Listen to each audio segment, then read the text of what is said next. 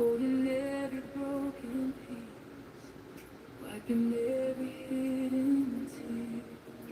When the night was cold and lonely, you were standing by my side.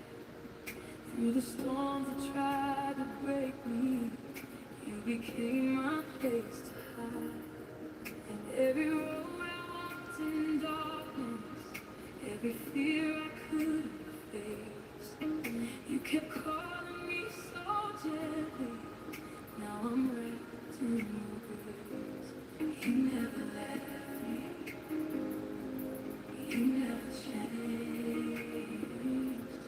Your love kept reaching through all my pain. I'm wrapped in your grace, covered in mercy, held by your love every day. No matter how far, no matter how lost, you always show me the way. Your light surrounds me, your peace restores me. Forever my heart will say, I'm wrapped in your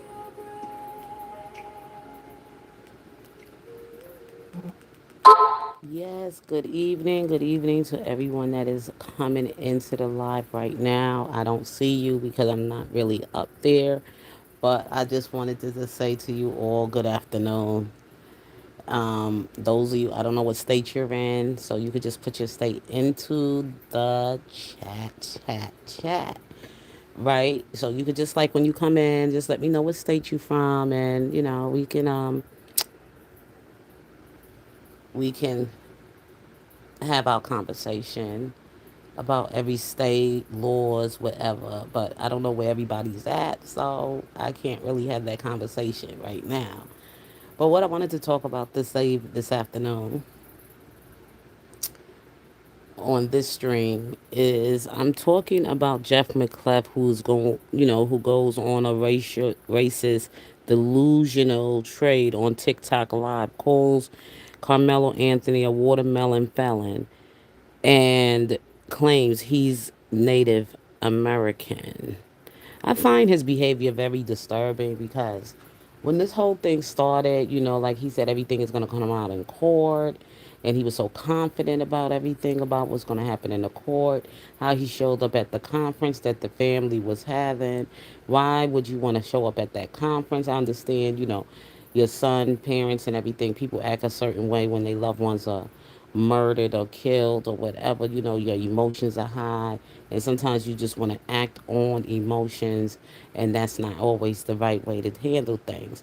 But we understand all of that. But you got to also understand that there should have been people to keeping him away from doing all of that. So all of this stuff about these people, these sick,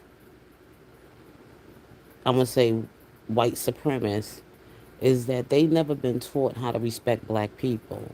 They always felt they was more superior and black people should just know their place, and that black people should never have to challenge them even when they do something wrong, that we supposed to accept their rude and disrespectful behavior and even allow them to even put their hands on us when we ask them, don't touch me. They always been in this white supremacist, the systematic racism, where they got their people working in certain places just to block us from getting ahead and to block us, from whatever resources there is or whatever it is. They brought foreigners in here and they mistreated the black slaves, and then when they let the slaves go and they came free, they didn't want to leave them with anything. They just didn't want to give them nothing.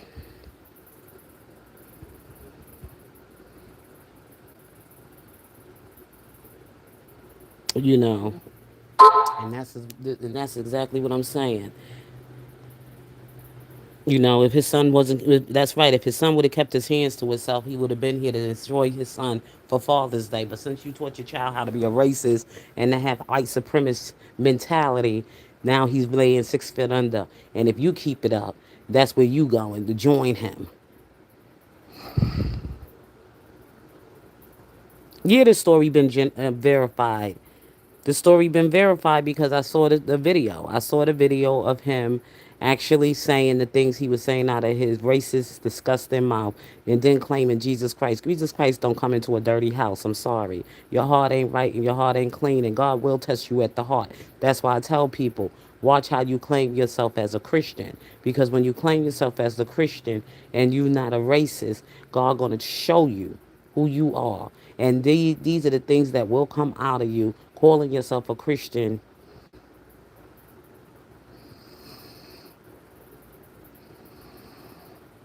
And me, no, I don't fight for every black man's injustice or whatever. Every person, I don't go out there and claim because they killed somebody, whether they were white, green, purple, whatever. Okay? As I examine everything and I get all the evidence of how the nature of the crime started or whatever happened, what was the motive, whatever was happening, I try to see everybody innocent until I could see the evidence that could point out they were guilty, that I could find out some things about them. Other than that, I don't go around prejudice towards people, racism, especially when it comes to something like a situation like this that just happened with two teenagers. And I didn't even bring up a race. I just thought maybe they could see it as how teens are. Two teenagers that was in conflict with each other. No adult was there. Those kind of things. That's where I'm going at. That's the way a Christian would think. You will go beyond skin color and you will get into character.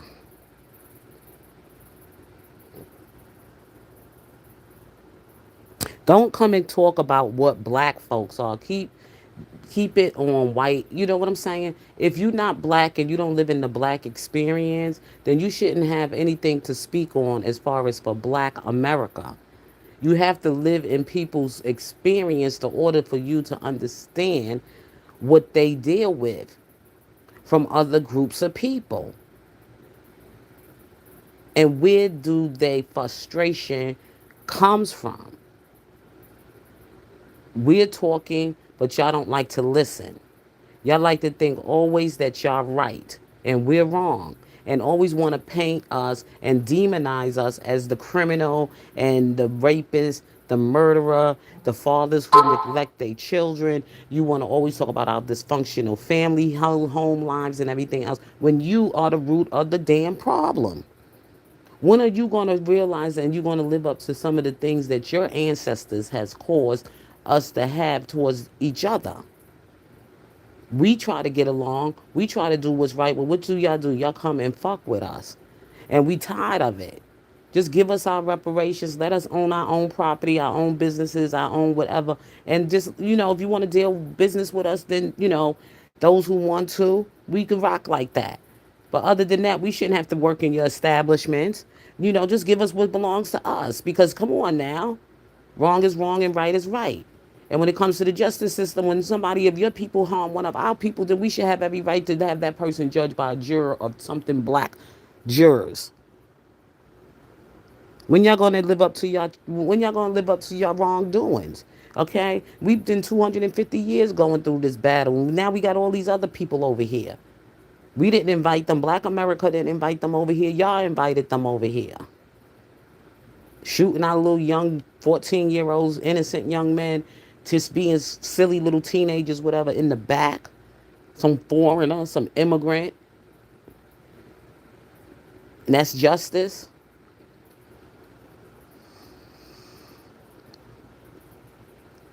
White man been the problem since he's been everywhere he goes. Okay? Just put it that way. He's been the problem everywhere he goes.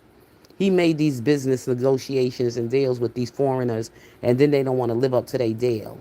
Then they want to go bomb them up out of their country and everything. Oh yeah,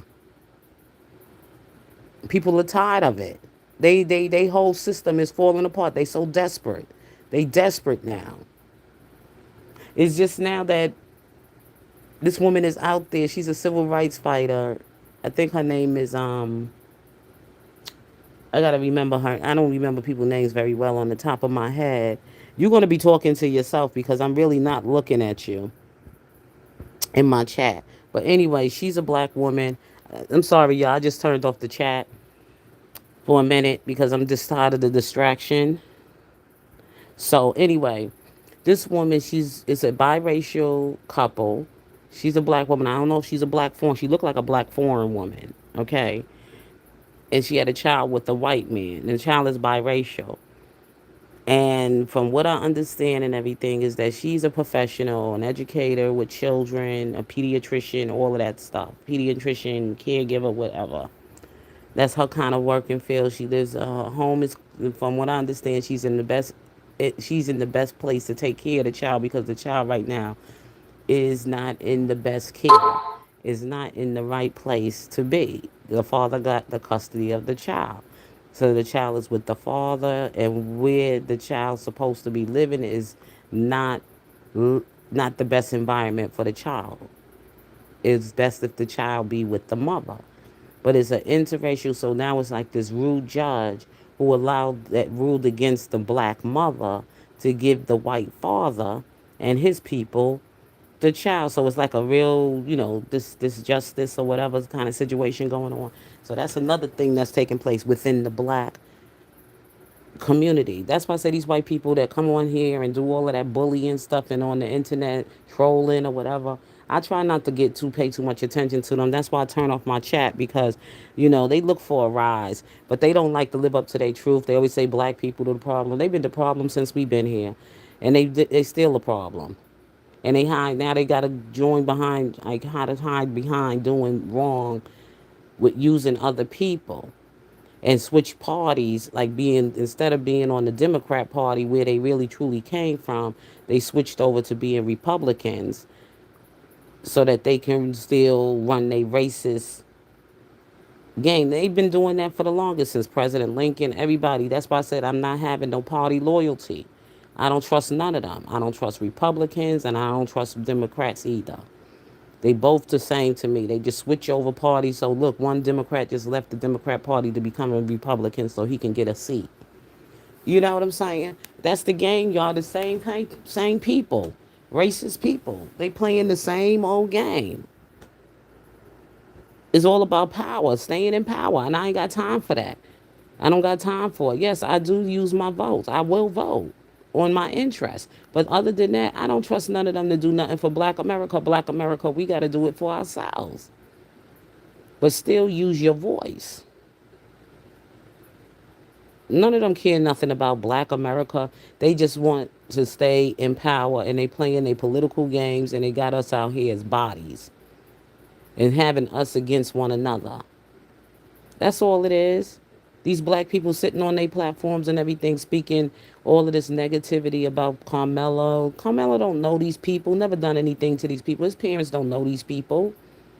If you donated because you felt you wanted to give for a good cause, for the right reason, out of the goodness of your heart. You saw a parent, people that were struggling, their child was in trouble, they needed help, so you came to give. And if you didn't give, then don't give. You know what I'm saying? As simple as that. Why are you dwelling on what the mother and father spending the money on? I don't give a damn. Once it leaves my hands, it's on them. I ain't going to look for what they doing with the money. I don't do stuff like that. Well, when you're a Christian, you understand those things. You understand those principles. Because one thing they teach you in giving, in our giving at the church, you don't grumble. You give out of the goodness of your heart. God loves a cheerful giver.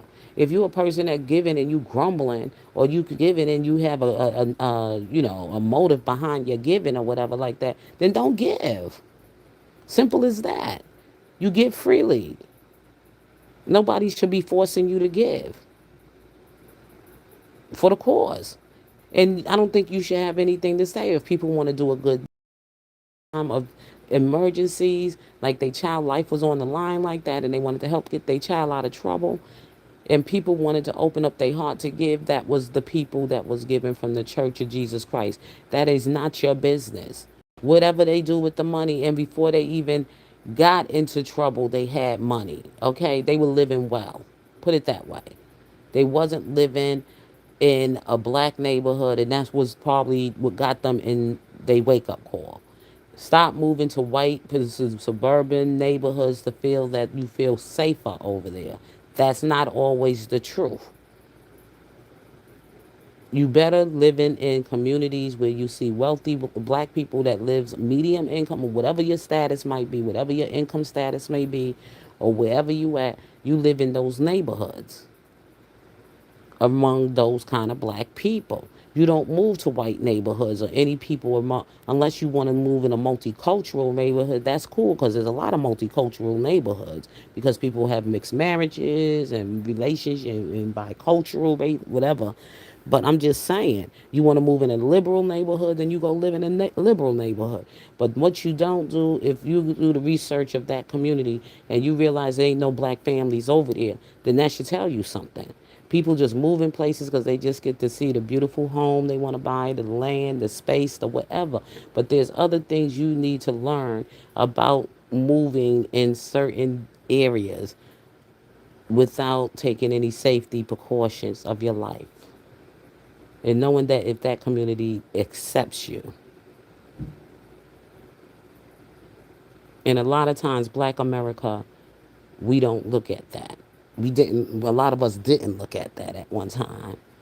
But I'm not going to live in an all, my parents didn't look at it. I had to go to school with a whole bunch of white kids. But thank God I didn't live in a neighborhood that was all white. I lived in a community that was mixed. Predominantly, you would say it was more white people in the neighborhood, but it was mixed. It was blacks, there was whites, there was Latinos, whatever. So I didn't, but I'm just saying, you know, the majority of the classmates in the schools and everything that I went to was mostly like when I was in my early years of education with white teachers and white students and all of that other stuff. And not until I got like more in middle school, whatever, I started having more Latinos and blacks.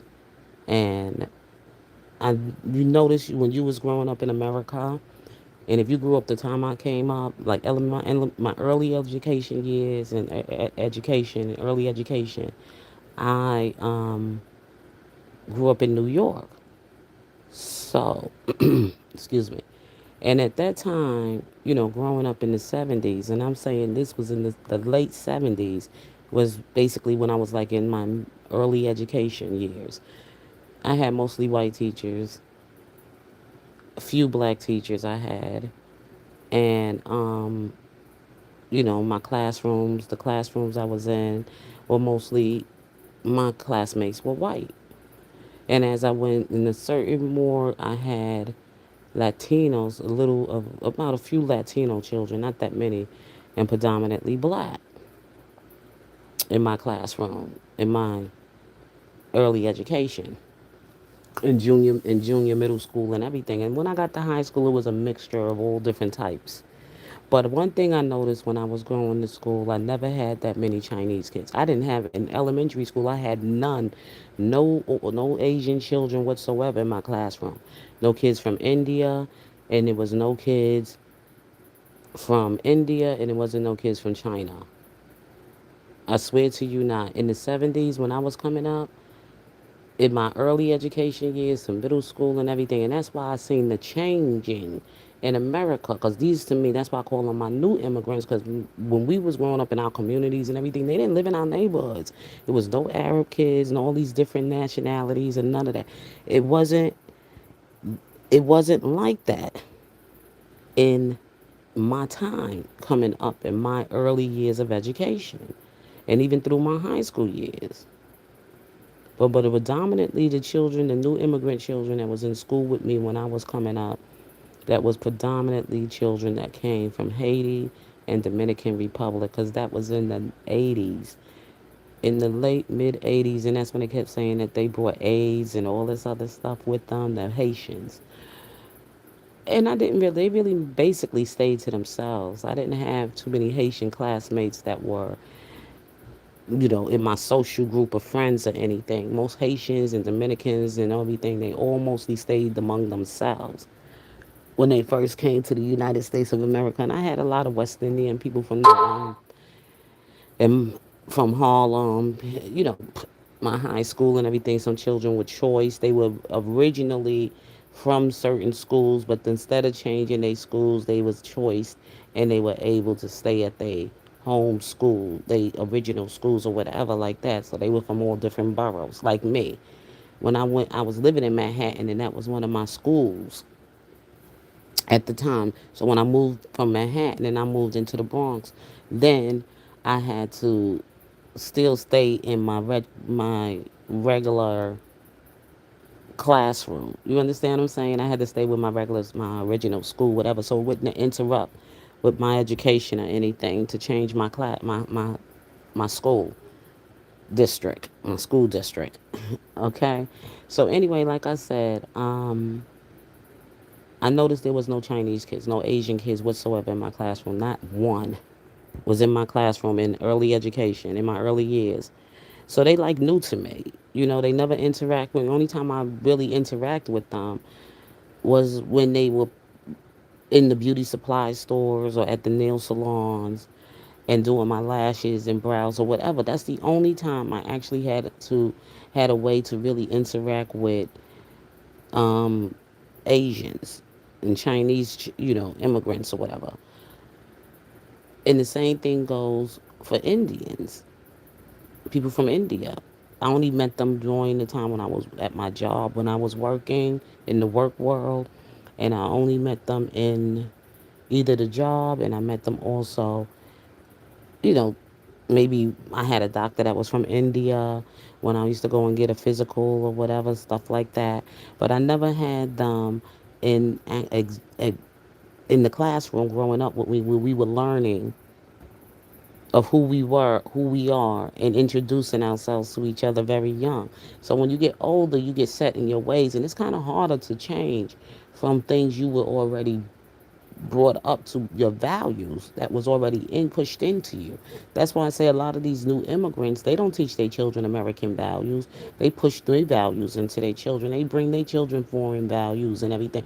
And that's why I said we got to separate, get our kids out of these public schools and start back into putting our children back in the schools, and our schools have our own schools so we can educate our own children, because that's what they do. They don't push they don't push American values in public American schools. They don't push American values or anything into black children. That Latinos too, you can say. These public schools are the worst for American children.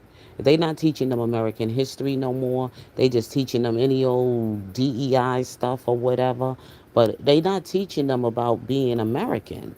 No patriotism, no nothing. Whether your family came here as an immigrant, as an American, if they came here from China, wherever they came from, they supposed to teach you. You start from your history from China, and then you came to America, and why you came to America, and what's so great you find about America, and what's so different about America than where you come from. We used to learn about people like that in our classroom, like read stories, and it's just like, well, so and so came from so and so, and we learn about other children, social behavior and social environments or whatever. We learned those things when we were coming up. That's how we were able to assimilate. Even though all that racial stuff was going on still back then, we didn't feel it. We didn't see it. Because everybody basically, it was there, but everybody felt like an American. Everybody just, whether they, whatever, whether the Christmas holiday and everything we know was commercial and about and money and all that other stuff, and the black people would go and spend money on gifts, and your family would go and find gifts. Well, my family, we wasn't doing all the gift stuff because we ain't had money to be doing that. But the only spirit of Christmas we just enjoyed that season is that we were able to gather among our family and close friends and enjoy that season of cheer and spirit and everything else like that. And on if you was religious or whatever, celebrating it in your church and listening to all the Christmas story songs of the baby Jesus. So it was different for me coming up than it is for the generation today. It's too many people living here with too many different cultures, too many different languages, too many different religions, too many different everything, and it just merely makes it messy. It makes America feel like America don't belong to America anymore. It belongs somewhere else. It's all over the place. It's global. It's crazy. So that's why you see all the craziness with people's spirits right now. But God is bringing a new America. And, like I said, a black America is rising. And that's what's happening right now. And that's why a lot of these things, this racial stuff is coming to be so, it's just really getting out there. Like everybody want to get on this thing with this Karmelo thing, that this 17-year-old that accidentally in an altercation with another 17-year-old who was a quarterback, a bigger dude, and he was being jumped by a bunch of other dudes, was defending himself. And now they want to jump on and call him a murderer, murderer, murderer. Well, Kyle Rittenhouse actually went home and came back for his bullies with a rifle across state lines to shoot the guys that bullied him or whatever like that. But he gets off as self-defense. Make that shit make sense. The same thing I just said about whatever, Daniel Penny, of what his behavior was, the way he choked out that a Marine that choked out this white dude. This black homeless man, mentally ill homeless man. Like that was a heroic thing to do, and that was self-defense. That wasn't self-defense, and that wasn't heroic. He should have been in jail. He should have stayed in jail. And then President Trump, I don't understand how he acquitted these people. Now this other one is going, gave these people a pardon. You see what I'm saying? But let's move on. I'm not going to make this political, but I'm just saying, the way the justice system is a lot of white people out there that see this injustice just as much as black people see it. And that's why I don't want to make it a black and a white thing. I want to make it the right thing. You understand what I'm saying? I'm not going that on this man here. He's 1 minute he's saying out of his mouth he not using this as a racist. He didn't want to make it politicized. This now to come to find out they was ready to move Carmelo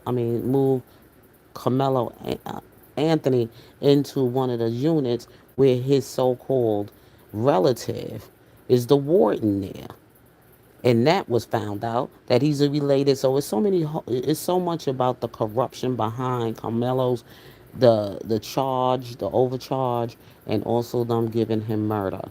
That right there speaks is just so much there that it can be appealed and granted, and just it's even for this trial to even be dismissed, point blank period, and him to be acquitted. It shouldn't even have to go through all of this other stuff because everything is right there in front of everybody could see it. They could see that this whole thing was a setup to make sure they could stick something on Karmelo Anthony and to make sure he get murdered just because this white racist father taught his son not to keep his hands off, didn't teach his son to keep his hands off of little small frame and smaller black boys. And he thought he was going to have his advantage over Carmelo Anthony, but Carmelo Anthony don't owe him nothing. Neither do the parents. Keep trying to say make the parents feel like they should feel bad for what happened. And the mother was like, my son ain't no murderer. Boy, get out of here. Father trying to trick them in the emotional time, trying to catch them off guards to make them feel bad and beg for their son. God gonna make it happen that their son coming home. But right now he exposing you. He exposing everything y'all set up to do. He exposed the jurors. He exposed the judge. The judge trying to do damage control, but that ain't going to work because there is no way you should allow a murder with 35 years. So you in on it too, even though you try to put in there, at least try to give him, you could at least gave him whatever. You shouldn't have gave him nothing because we got so much documented injustice that was done in the justice system to black men, especially to young black men. At 17 years old, they get into an altercation, and the next thing you know, you want to you want to feel that just because the deceased, he's the victim, and not make it seem like Carmela was the victim. Or is only applied self defense is when it's only just a black boy being killed by a white man, right? That's the only time it's self defense. That black men can't defend themselves, only white people. And y'all use that Second Amendment or whatever it is just to justify your evil. You don't make the laws to work for everybody else. You only make the laws to work for you. And that's why I say we can't be messing with your justice system. And God going to make sure that His only going to be the judge. God from the heaven above is going to be judging us, not you. And I thank God for Him putting the president like President Trump in there because God is exposing him. This is his story. These are his people from his MAGA, these racist white people that follow Trump so that they can come on to the side of town, to the Republican side, just in case the conservative black people, so they can still try to hold control. It shows in their actions more than in their words. I don't trust no politician. I don't care who they are. I just don't trust politicians. Because with politicians, it's all about power and money. It's never really truly about the needs of the people, and it's really never about doing what's right for the people and what is needed for the community of the people to govern that they govern, and they look over and they see certain communities suffering without certain things, and they're not trying to bring resources in there. I ain't got time for them. It's always what they want to get, and they dirty, and they take dirty bribes, and they do dirtiness behind closed doors because Carmelo was shitting it. I'm glad we got somebody out there, and he's a white man, and he's been on there. He's been on it. He's been on it. He's been it's quite a few white people that's giving us tips and is giving us all the insight and everything that's going on because they see the injustice. That's why it's not a black and white thing, but it's the right thing. It's for the justice system to treat everybody right under the law. God is no favoritism.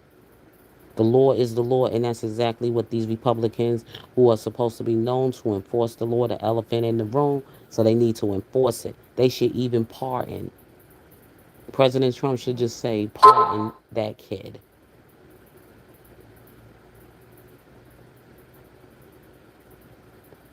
Because he was a lot more innocent than Daniel Penny, who took himself to choke out and kill an innocent, mentally ill black man, helpless black man. But he gets a pardon. And now Jake Lane behind is back in some trouble. He was in trouble before from the January 6th. He went down there to what you call it. He was messing with the Muslims, with them Islamic Muslims. Oh, he got a lot of heat coming to him. Now he over there messing with the over there messing with Karmelo and making terrorist threats and everything with his bulletproof vest on and stuff like that. Jake Lang, when he took the whole bus down there in a parking lot for people to come out and protest for Carmelo Anthony against his bail and all this other stuff that Carmelo Anthony should never be, his bail bond should never be lowered and all this other crazy stuff he did. Now his ass is in some trouble and they put him somewhere where he got his ass beat. Jack Lang, but then they walk around with a Bible and a cross and talk about they Christians. They always done that since history. We know which ones are Christians. The ones who's been the ones freeing us all the time, the Underground Railroad. They wasn't out there loud about it, wearing a big old cross on their neck and waving the Bible and stuff. No, those wasn't the Christians. Those were those people were very, very quietly doing the things as a Christian. They wasn't out here making it loud and boisterous that and praying all loud out in the street, making it sound like they Christians. Because it's not about saying it out of your mouth. It's about how you use your discernment, your spiritual gifts, and your discernment, and how you judge good and evil. And if you're not judging it with the right lenses, if you're only looking at it through the lenses of flesh, then you have a problem. You're not a Christian, and you're not a circumcised Christian. You still uncircumcised because you still holding on to the things of the world that you have a wicked habit to have. And becoming a Christian means you will have to give those things up to follow Christ. And that is so hard for some people to do when they love the world and they still want to have one foot into the world and they still want to be a part of the Christian life. You got to pick a side. And I see them. And just like I said, some of these black platforms, these conservative black platforms that's going hard on Carmelo and judging him guilty and murderer and having those conversations. And then they trying to also attack the black people that are also voicing their opinion about this whole injustice, whether they like them or not, because of the politics. They can't put politics out of the way before they can judge a person's sincerity around this whole thing. Some people would just take a little bit more longer time to answer. They don't want to say it in a way where they want to harm anybody. They want to say it in a way where people can understand really truly what they mean from the sincerity of their heart. And so April's already attacking Jasmine Crockett. She attacked all the black people that wanted to just have a voice about. I said, don't put politics. This is not, even though politics is in it, but politics should not be the front thing. Just look at the heart. Just look at the heart that people really see this as injustice, and they just voicing their own views and their own opinion, not attacking them because of the political party that they work on, they serve on. Jasmine Crockett is a lawmaker. That's her job. She works, and she works in Texas. And see, they missed the point. But see, when they say, well, she throwing in those Latinos, okay, it was a Latino Ramirez kid in Texas too that was also stabbed to death by Allison, okay, Kason Allison, and Kason Allison got off. You might as well said he got off because they only gave him 2 to 10 years or something like that, and probably been less than that. Where he'd have to be spending time on probation or something. And I think it wasn't even in time in jail. I think it was in on probation for his reckless manslaughter, which was murder.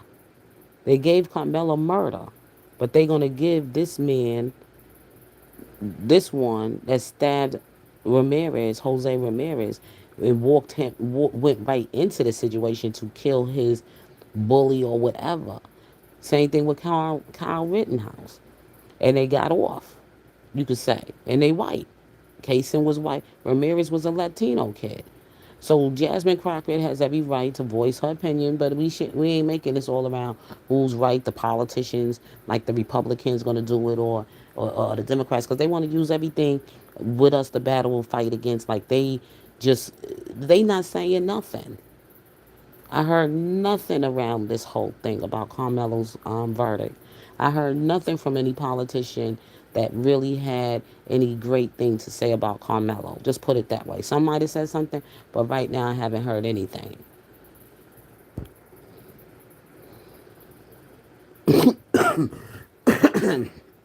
How they feel about our lives being protected.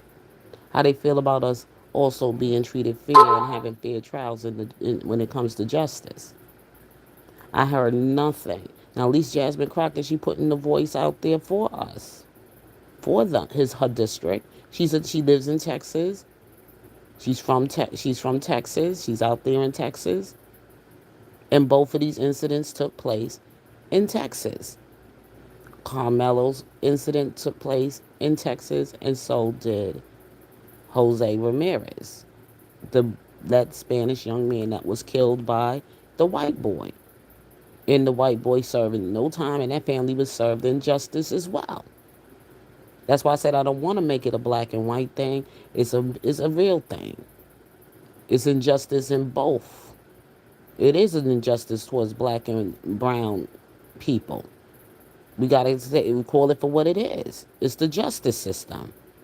The criminal justice system is wrong. It's broken, and it needs to be fixed. I see 22 people here. Can I get, and only two likes? Can I get some more thumbs up, please? See, I'm trying, as much as you're trying to keep race out of it, it's racism. It's systemic racism.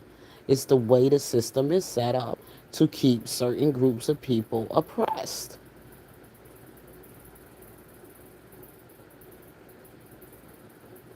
And who made the system? It wasn't the black. We did the infrastructure. We were the chattel slaves and the black people that came to this land and worked in this land and built before it became America. We was here, okay. And then when they brought the slaves over here, the West Africans, they came from all different parts of that part of the world at that time. That they brought them and dropped them off in places of the world and stuff. They didn't. And they didn't come here freely. They came here in chains. So it was cruelty done to us from the time they they landed on us. And now it's a fight for reparations and separations. We control our own wealth, our money, and everything economic, building our own communities and everything else, and educate our own children and farm our own crops. Because you don't know what people are doing to your food when other people are messing with your food anyway. I was just saying that to somebody. I said yesterday, like I was out there and I saw all those vendors out there, and I didn't go today. I wanted to go today, but my ankle swelled up a little bit, so I said let me just stay home. But anyway, like I said and everything, I went. I saw all them black vendors. I was excited. I was excited because it just made me feel like a little girl in a candy store. That's how I was feeling looking at those vendors. And I was like just so happy. I was like just to see my people because I grew up seeing that. I remember coming down and getting the newspaper from my uncle and my great uncle and stuff. And the newspaper, I used to go and get his newspaper. It was a black man that owned the newsstand. I remember going to the corner store in my neighborhood. Now, there was some Spanish bodegas, but it was a black man that owned the corner store. I remember the Italian. There was a real Italian family that owned the Italian. Um, his name Tony's Pizza. It was called his name, of course, all but it was Tony. His name was Tony's Pizza. So I remember going to Tony's Pizza and me and our friends getting an icy and a pizza. And the pizza back then was made by real Italians. I remember that kind of culture in America. I remember that was what I grew up around. These new immigrants, they don't assimilate, like really connect with us in a way. They just don't. And even, you being nice and kind to them, but you just know there's just certain things that just don't fit in. And I'm saying like white people are better among black people because all we do is fight all the time. Not all white people, but there are some good white people. And you don't want to make it a black and white thing. You want to make it an American thing. You want to make it a right thing. You want to make sure whenever somebody do something that is wrong, and if you're going to punish one for the Lord, you got to, even though case is case by case, but you can't make it wicked. I'm going to just punish him because he was a little black boy. He took the life of this white boy.